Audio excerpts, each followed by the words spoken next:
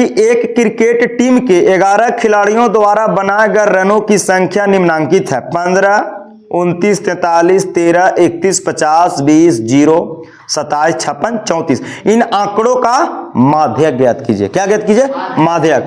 ए बाबू, तो माध्यक में कुछ नहीं करना है, एक के दिमाग में पहला उपाय करो। माध्यक निकालना हो सीधे तो सबसे पहले जो आंकड़ा दिया रहेगा उसको पहले या तो बढ़ते क्रम या तो घटते क्रम, इसी के क्या बोलते हैं? आरोही क्रम अवरोही क्रम। पहले आंकड़ा को सजा लेना है और सजाने के बाद फिर आंकड़ा को गिनना है कै गो है, वो हो जाएगा n का वैल्यू। अगर सम रहेगा तो सम वाला फार्मूला, विषम रहेगा तो विषम वाला फार्मूला। तो देखा जाए सवाल को, देखा जाए। अब तो देखो, जब n अगर विषम हो, अगर आंकड़ा की संख्या विषम हो तो बोलो बच्चा विषम के लिए माध्यक का फार्मूला n+1/2वां पद। और सम के लिए बताओ, जब n सम हो तो माध्यक बराबर 1/2 इंटू n/2वें पद प्लस n/2 प्लस के 1वें पद होता है। ये दो फार्मूला याद रखो।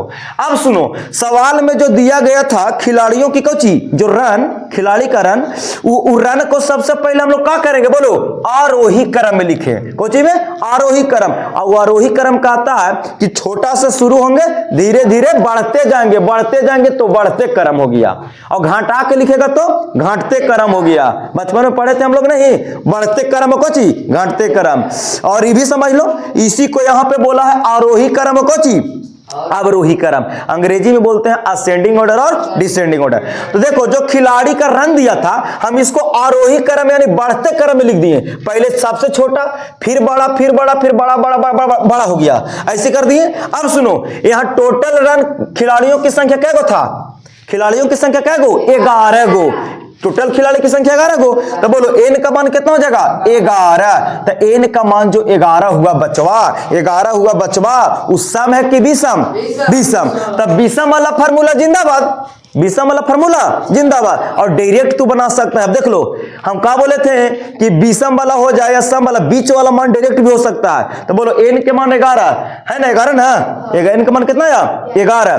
तो इसको डायरेक्ट भी हम लोग बना सकते हैं, बीच वाला। तो 11 को जब टोटल प्रेक्षण है 11 को, तो बीच में कोई ना कोई एक होगा। तो देख लो, 1 2 3 4 5 को n से ले लेंगे, और 1 2 3 4 5 को n से, तब 5 को n से और 5 को n से, बीच में कौन मिला? 29। हालांकि मेरा आंसर हो चुका है 29। बीच वाला मान होता है माध्यक।